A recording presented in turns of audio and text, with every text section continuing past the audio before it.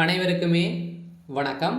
சற்று முன் கிடைத்திருக்கக்கூடிய ஒரு மிக மிக முக்கியமான செய்தி ஒன்று வெளியாகி உள்ளது. சற்று முன் ஸ்டாலின் மீது 21 வழக்கு பதிவு, அதிரடி கைது, இது மாதிரி பார்த்தீங்கன்னா செய்திகள் வெளியே இருக்கு.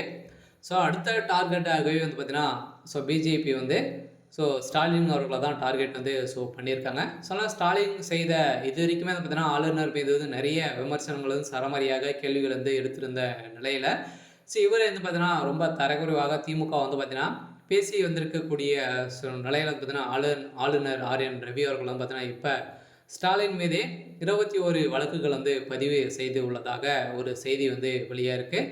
ஸோ அதில் முதல்வர் ஸ்டாலின் அவர்கள் அதிரடியாக கைது செய்யப்பட்டிருக்காரு. ஸோ ஆனால் அவருடைய ஒட்டுமொத்த கதையும் தான் முடியக்கூடிய அளவுக்கு இப்போ நடந்திருக்கு. சொன்னால் இப்போ ஈரோட்டில் நடந்த தேர்தல் அடிப்படையிலும் இவர் மீது 4-5 வழக்கு பதிவுகள் செஞ்சுருக்காங்க. இவர் பார்த்தீங்கன்னா மெகா ஊழல் செஞ்சுருக்காங்க. அங்கே 300 கோடி பார்த்தீங்கன்னா அங்கே பணங்கள் இருக்கிற இந்த நிலையில் இது உண்மையாக இருந்திருக்கக்கூடிய நிலையில் தான் இப்போ ஆளுநர் ஆர்.என். ரவி அவர்கள் பார்த்தீங்கன்னா 21 வழக்கு பதிவு செஞ்சுருக்காரு. இதை பற்றி இந்த வீடியோவில் பார்க்கலாம். அதுக்கு முன்னாடி நம்ம சேனலுக்கு இப்போ தான் நீங்கள் முதல் முறையாக வந்திருக்கீங்க அப்படின்னா மறக்காமல் நம்மளுடைய சேனலை சப்ஸ்கிரைப் பண்ணி சப்போர்ட் பண்ணுங்கள். வாங்க வீடியோக்குள்ளே போகலாம். ஏற்கனவே பார்த்தீங்கன்னா தமிழக அரசு ஆளுநர் மீது வழக்கு பதிவு செஞ்சுருந்தாங்க இல்லையா.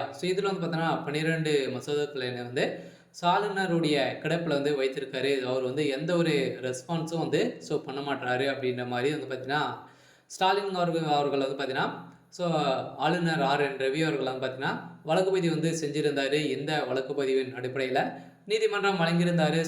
தீர்ப்பு வழங்கிருந்துச்சு இல்லையா. ரீட் மனு பார்த்தீங்கன்னா இவருக்கு எதிராக வழக்கு தொடர்ந்திருந்தாங்க. இந்த விசாரணை பார்த்தீங்கன்னா இன்று நடைபெற்றது. இந்த விசாரணையின் அடிப்படையில் அதிரடியாக முதல்வர் மீதே பார்த்தீங்கன்னா மீண்டும் 21 வழக்கு பதிவு செய்திருக்காரு. அதனால் ஏற்கனவே பார்த்தீங்கன்னா நிறைய ஊழல் செஞ்சுருக்காரு. செந்தில் பாலாஜியுடைய விஷயத்திலும் திமுகவுடைய பின்னிருந்து இயங்கக்கூடிய சபரீசன் அவர்களுடைய விஷயத்திலும் பார்த்தீங்கன்னா நிறைய வழக்கு பதிவுகளாக செஞ்சுருக்காரு. தகுந்த ஆதாரத்தோடு பார்த்தீங்கன்னா இப்போ வழக்கு பதிவு செய்திருக்கக்கூடிய நிலையில் பார்த்தீங்கன்னா இப்போ அதிரடியாக முதல்வர் மீதே 21 வழக்குகள் பதிவு செய்திருக்கக்கூடிய நிலையில் இவருடைய வழக்கு பார்த்தீங்கன்னா வருகின்ற பிப்ரவரி 20ஆம் தேதிக்கு மேலே பார்த்தீங்கன்னா நடத்தப்படும் அப்படின்ற மாதிரி சொல்லியிருக்காங்க.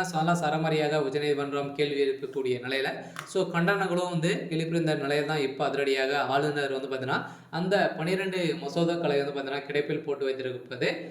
ஏன்னா ஜனாதிபதிக்கு 2 மசோதாக்கள் மட்டுமே பரிந்துரை செய்தது.